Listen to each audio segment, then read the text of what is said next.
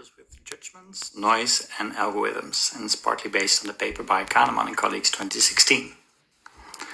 Now, if we go back to the 5 key rules that we discussed in week 1, we can say that all 5 rules are sometimes involved in what can be called a professional judgment. So you can think, for instance, of the valuation of an asset. How should it be valued?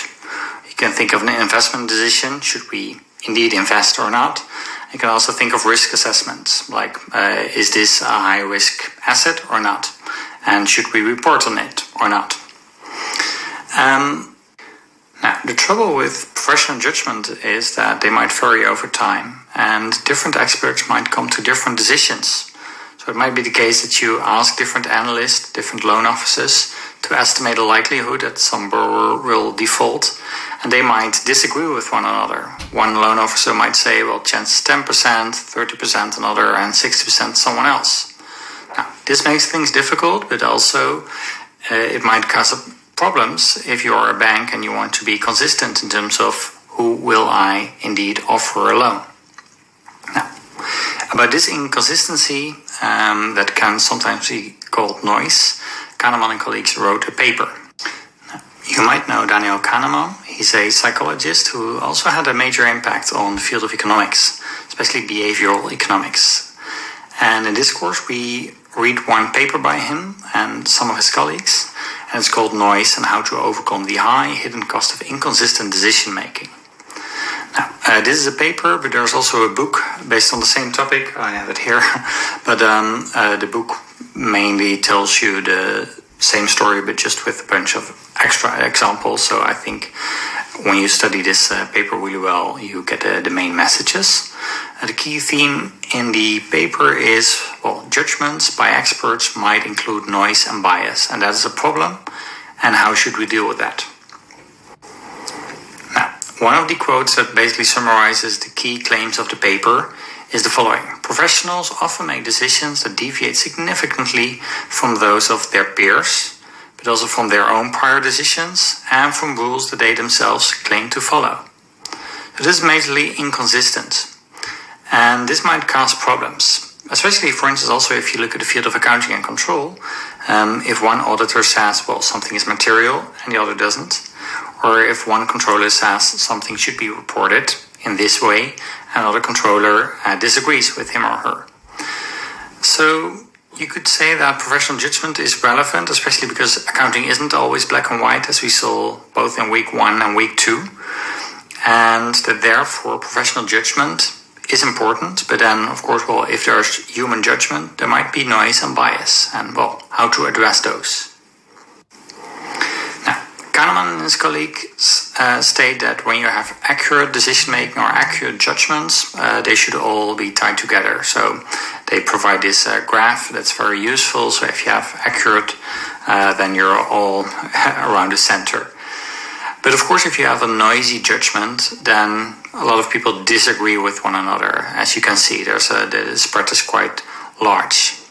Also, judgments can be biased. This means that they are also far from the middle, so to speak, but also that they lean over to one side. And of course also judgment can be both noisy and biased. Now, Kahneman and his colleagues mention various examples where judgments by experts might differ. One of those examples they don't mention in the paper but elsewhere is that judges might make different decisions based on the time of the day. And of course this is a problem because we want judges to be objective. When presented with the same information, they should always make the same decision. Just as we want loan officers to probably always make the same decision if they are presented with similar information. But it would be a problem if a loan officer who looks at information right after lunch or right before lunch makes a different decision, right? So we want them to be consistent overall.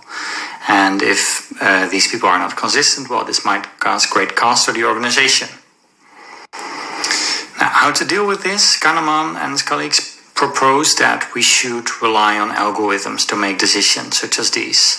Decisions based on a lot of information, complex decisions where you have to gather a lot of information should follow, they argue, some sort of algorithm, some sort of proposed rule that is followed to end up with a decision. Because if you use an algorithm, then the likelihood that decisions are close to one another or almost similar every time you look at the same information are higher. Now, what is an algorithm? And of course, why do we discuss it in this week on digitalization? Definition I really like is one by the Dutch Audit Office, where they say algorithms are sets of rules and instructions that the computer automatically follows when making calculations to solve a problem or answer a question. So what this means, if we go back to some sort of risk assessment, is that an algorithm can be used to assess a risk, high risk or low risk, based on a given set of rules and weights assigned to those, the data. So you can have demographic data, social and economic data that helps you to establish, is this a high risk loan or not, for instance. Of course, preventing bias is important, an important reason for using these algorithms, but there's another reason. And this other reason has much to do with, efficiency. Because, of course, without an algorithm, a lot of experts have to make decisions by hand, have to think carefully about each individual case. But when you can apply an algorithm, when you can use an algorithm somewhere, especially for the repetitive tasks, this might save you a lot of time and money eventually. What a typical process using an algorithm could look like is the following, and I use these images from the Dutch Audit Office again. Now, what does an algorithm look like in practice? You mentioned there is some sort of request, maybe for a loan to a bank. Then there's some sort of judgment by an algorithm that estimates the level of risk. So there could be low or high risk. If it's low risk, the computer can deal with it itself, the algorithm can deal with it itself, and the loan can be granted, for instance. Now, if it's high risk, it's a different case. It might be very complex. The algorithm might not have sufficient data to make the decision by itself. Then what often happens is that a human expert comes in and he or she does some additional research and then makes the final decision. This is sometimes also called a human in the loop, to make sure that the complex cases are dealt with by a human. Now, question, are algorithms perfect? Are they the solution to all our problems? Well, they can be very helpful. They can identify and help reduce the impact of human biases. So it might be wise to use them every now and then. But at the same time, if you make a mistake in an algorithm, this can make problems worse in an unprecedented scale. So when you make a mistake in an algorithm, thousands of people at the same time can be affected. And when a human being makes a mistake in just one case, it's just one case. So there's difference in scale there.